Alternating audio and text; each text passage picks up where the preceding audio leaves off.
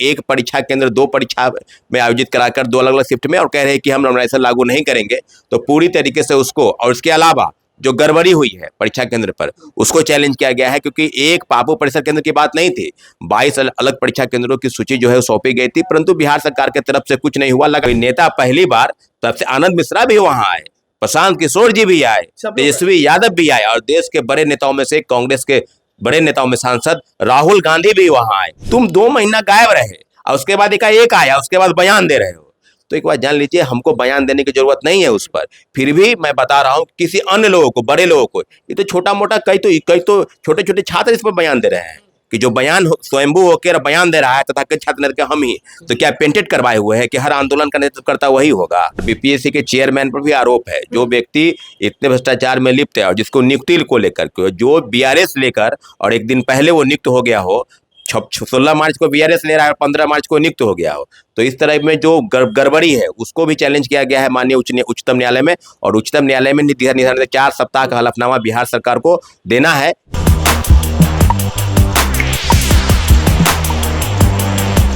नमस्कार, मैं हूं अनुकुल तिवारी और आप वॉइस ऑफ देख रहे हैं। हमारे साथ छात्र सौरभ मौजूद है। 17वीं बीपीएससी का अपडेट दीजिए, क्योंकि अभ्यर्थी अभी भी गर्दनी बाग धरनास्थल पर बैठे हुए माथा पीट रहे हैं, पोस्ट कार्ड इकट्ठा कर रहे हैं कि इतना हो जाएगा उतना हो जाएगा, लेकिन कोर्ट में जब भी मामला जा रहा है, सुनवाई टल जा रहा है या फिर आगे चला जा रहा है। बहुत बहुत धन्यवाद। माथा पीटने की जरूरत नहीं है किसी को, सब लोगों को एकजुट रहने की जरूरत है, और निश्चित रूप से एकजुट हैं। गर्दनी बाग धरना स्थल ही नहीं, जितने भी कार्यक्रम बीपीएससी सिविल सेवा के रीएग्जामिनेशन की मांग को लेकर है, सब पर पूरी तरीके से, हाँ बात सही है कि कोर्ट में याचिका दायर थी और सुनवाई होने वाली थी, परंतु सुनवाई नहीं हुई। 54वें नंबर पर हम लोग का सीरियल वाइज केस था, और 3 केस सीरियल वाइज एक तरफ से था, तो तीनों केस को मर्ज करते हुए सुनवाई होनी थी। एक ही हियरिंग अभी तक हुआ है, और एक और याचिका जो सुप्रीम कोर्ट में दायर है अभिजीत आनंद सर की तरफ से, तो उस पर जो सुप्रीम कोर्ट की तरफ से जो कहा गया है बीपीएससी को, क्योंकि जो 51 परीक्षा केंद्र में जो सीसीटीवी कैमरेज है, उसका जो वीडियो फुटेज है उसको सुरक्षित रखने को कहा गया है। तो दोनों मामले चल रहे हैं। एक मामले को लेकर जो परीक्षा को चैलेंज किया गया है, क्योंकि एक परीक्षा केंद्र दो परीक्षा में आयोजित कराकर दो अलग अलग शिफ्ट में, और कह रहे हैं कि हम नॉर्मलाइजेशन लागू नहीं करेंगे।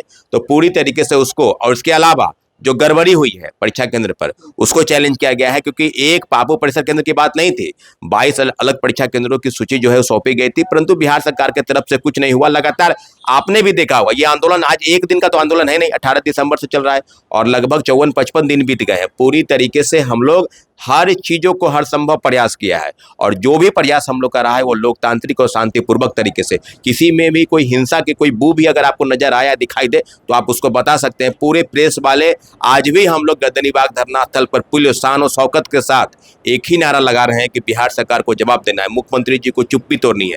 परंतु मुख्यमंत्री जी चुप हैं, कोर्ट में याचिका दायर है, कोर्ट के फैसले का सम्मान सभी को करना है।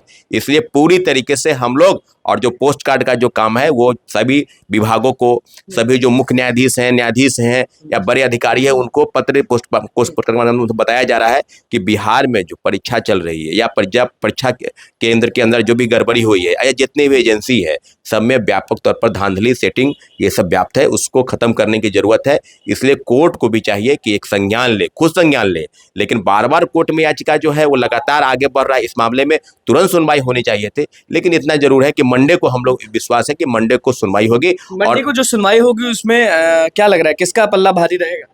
देखिए, विभाग आयोग का या अभ्यर्थियों का? देखिए, जो बात पलड़ा भारी रहने का, ऊंचा नीचे रहने का सवाल नहीं, सवाल है कि या तो अभ्यर्थियों के पक्ष में आएगा, या जो बीपीएससी जो जिस पर लगातार आरोप लगा रहे हैं, और बीपीएससी के चेयरमैन पर भी आरोप है, जो व्यक्ति इतने भ्रष्टाचार में लिप्त है और जिसको नियुक्ति को लेकर, जो बीआरएस लेकर और एक दिन पहले वो नियुक्त हो गया हो, 16 मार्च को बीआरएस ले रहा है और 15 मार्च को नियुक्त हो गया हो, तो इस तरह में जो गड़बड़ी है उसको भी चैलेंज किया गया है माननीय उच्चतम न्यायालय में। और उच्चतम न्यायालय में निर्धारित 4 सप्ताह का हलफनामा बिहार सरकार को देना है कि ऐसे गलत व्यक्ति को, क्या आपकी मजबूरी है कि ऐसे गलत व्यक्ति, कुछ लोग जेल से निकल गए।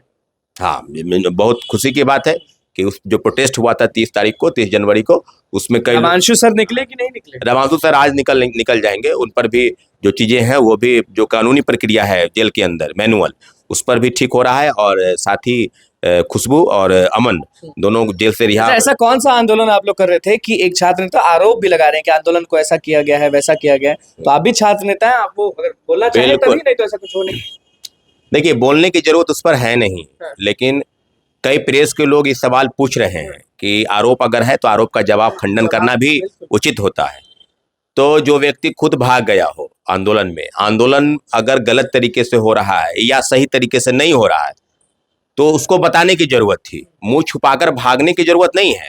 और स्वयंभू होकर हो गए, स्वयंभू अंडरग्राउंड हो गए और फिर एकाएक अवतरित होकर बयान दे रहे हैं प्रेस वाले को बुला करके आंदोलन गलत हाथों में चला गया, तो सेटिंग वाले तो सारे शिक्षक को बुलाने की जरूरत।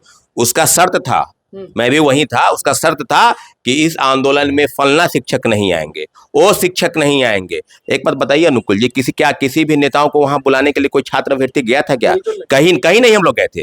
पप्पू यादव जी आए, पप्पू यादव एक बार नहीं आए, कई बार आए, और पप्पू यादव जी रात में भी वहां सोए। कोई नेता पहली बार, तब से आनंद मिश्रा भी वहां आए, प्रशांत किशोर जी भी आए, तेजस्वी यादव भी आए, और देश के बड़े नेताओं में से कांग्रेस के बड़े नेताओं में सांसद राहुल गांधी भी वहां आए। क्या किसी को बुलाने? हाँ, हम लोग की बात जरूरी है कि हम लोग की मजबूरी ये थी कि जो भी आए सबका स्वागत है, लेकिन उसका शर्त ये था कि हम रहें। अरे भाई, जो बीपीएससी का अभ्यर्थी नहीं है, बीपीएससी का परीक्षार्थी वो खुद नहीं है, वो क्या आंदोलन को बताएगा क्या है? आप आंदोलन को कैसे तुम कर रहे हो ये तुम्हारी कमी है। और वहां कोई ग्रुप डी का छात्र नहीं है, वहां बीपीएससी यूपीएससी के छात्र है। आप उसको गलत रास्ते पर नहीं भटका सकते हैं। और तरह तरह का बयानबाजी कि हम जांच बैठाने का मांग कर दिए, तो हम ये शिक्षक पर ये बोल दिए, तो कोई मुख्यमंत्री से मिल रहा है। लेकिन लड़ाई तो बीपीएससी और सरकार और कोर्ट ये सब की था ना, कि लड़ाई अभ्यर्थी वर्सेस शिक्षक था, अभ्यर्थी वर्सेस शिक्षक तो वो ये सोच रहा है ना कि वहां लड़ाई फेस चमकाने की है। फेस चमकाने की कोई लड़ाई नहीं है सर। हाँ, रमांशु सर बैठे हुए थे, रमांशु सर लगातार बैठे हैं सबका, उनके। और जो शिक्षक आ रहे थे, कोई ऐसा शिक्षक बाकी है जो वहां पर गर्दनीबाग धरना स्थल पर नहीं आया हो? खान सर आए, रहमान सर आए। अब तुम ईगो सेटिस्फाइड कर रहे हो कि हमारी ईगो उस आदमी से साथ है, तो वो नहीं आएगा। तो ये शर्त छात्रों का कहना था कि आपको आना है, आप आइए, लेकिन हम छात्रों का आंदोलन है, जिसको बुलाना होगा हम लोग तय करेंगे। आंदोलन छात्र का है, बीपीएससी अभ्यर्थी को छात्र। और हक के लिए जो भी बोले तो आके बोले, वो कोई भी हो। हाँ, कोई भी हो, लेकिन अब जांच का विषय है कि फलना आदमी पर आरोप है, तो उस पर ये मनगढ़ंत कहानी रट रहा है, तो ये हो गया तो वो हो गया। अरे भाई, तुमको इतना ही छात्र अभ्यर्थियों का चिंता, तुम अलग आंदोलन कर लेते, तुम छात्रों अभ्यर्थियों को बुला लेते। तुम तो छात्र नेता हो भाई, तुम बुला लेते अलग से, गर्दनीबाग ही नहीं दूसरी जगह बुला लेते, प्रोटेस्ट कर लेते। तुम 2 महीना गायब रहे और उसके बाद एक आया, उसके बाद बयान दे रहे हो। तो एक बात जान लीजिए, हमको बयान देने की जरूरत नहीं है उस पर। फिर भी मैं बता रहा हूं, किसी अन्य लोगों को, बड़े लोगों को, ये तो छोटा मोटा कई तो छोटे छोटे छात्र इस पर बयान दे रहे हैं कि जो बयान स्वयंभू होकर बयान दे रहा है तथा छात्र नेता हम ही, तो क्या पेंटेड करवाए हुए हैं कि हर आंदोलन का नेतृत्व करता वही होगा? क्या यहाँ लड़ाई तो हक की है ना, यहाँ कोई भी। बिल्कुल बिल्कुल। अगर हमारे पप्पू यादव जी अगर उसके लड़ रहे हैं तो उनका स्वागत है, वो दिलवा दे। कई बार गए, उसमें प्रशांत किशोर जी कार्यक्रम आगे छात्र सर ये बताएं, क्योंकि अभी भी वहाँ लोग हैं, दिन रात पढ़ रहे हैं, वो भी फोटो वायरल हो रहा है कि रात में तैयारी कर रहे हैं, दिन में तैयारी कर रहे हैं। और कुछ लोग वहाँ ऐसे भी हैं जिनका पीटी क्लियर हो चुका है, तो वो कहीं ना कहीं मेंस के लिए भी पढ़ रहे हैं। मतलब कि होता है ना कि एक मन में कि चलिए नहीं मान लीजिए हुआ तो मेंस तो देना ही है। देखिए, जो पिटिशनर है उसमें से भी 3-4 ऐसे लोग हैं जिनका पीटी पास है, वो इसके बावजूद तो पहले ही पिटिशनर बने। बात सवाल पीटी और मेंस का नहीं है, सवाल है कि बीपीएससी रिजर्वेशन को लेकर जो डिमांड हम लोग का है वो जारी रहेगा। एक बात जान लीजिए कि इसी सप्ताह में, इस मंडे के बाद, यानी इस सप्ताह 7 दिन के अंदर एक बहुत बड़ा प्रोटेस्ट, सिर्फ हम लोग पढ़ाई ही नहीं कर रहे हैं, पढ़ाई लड़ाई साथ साथ चलेगा। और लड़ाई इसलिए चलेगा क्योंकि आंदोलन की बात कर रहे हैं। हाँ, हम आंदोलन की बात कर रहे हैं। और 30 जनवरी को जो आंदोलन हुआ था उससे कई गुना ज्यादा आंदोलन। तारीख कब होगा? तारीख भी आपको बताया जाएगा, जगह आपको नहीं बताया जाएगा, किसका घेराव करेंगे वो भी आपको नहीं बताया जाएगा। लेकिन इतना जरूर है कि आंदोलन होना है और बहुत बड़ा आंदोलन होना है, क्योंकि हम लोग कोर्ट की याचिका पर भी इंतजार कर रहे हैं और सरकार की चुप्पी है उसको तुड़वाने का प्रयास कर रहे हैं। परीक्षा 1 पाली 2 शिफ्ट में आयोजित कराकर रवि परमान मनु भाई सिद्ध करना चाहते हैं कि भ्रष्टाचार नहीं। अभी ये इल्जाम लगाएंगे क्या? हम पूछना चाह रहे थे आपसे कि जो री एग्जाम हुआ, बापू परीक्षा परिसर वाला जो री एग्जाम हुआ था 22 सेंटरों पर, लोगों का कहना है कि हमारे पास सबूत है, हमारे पास सब चीज है कि जो री एग्जाम हुआ था उसमें ज्यादा पासिंग परसेंटेज है।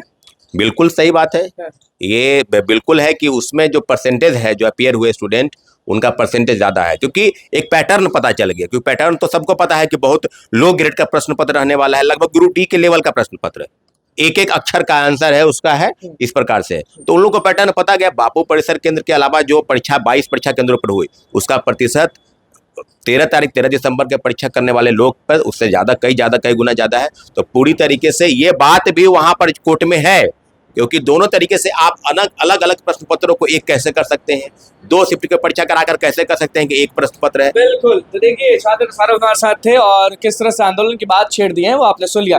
क्या कुछ कहना था सारे मामलों पर वो आपने सुना और कमेंट में जरूर बताएंगे कि आपके दिमाग में क्या चल रहा था। बस मैं चैनल को सब्सक्राइब करें, पेज को लाइक करें। कैमरा मन के साथ धन्यवाद।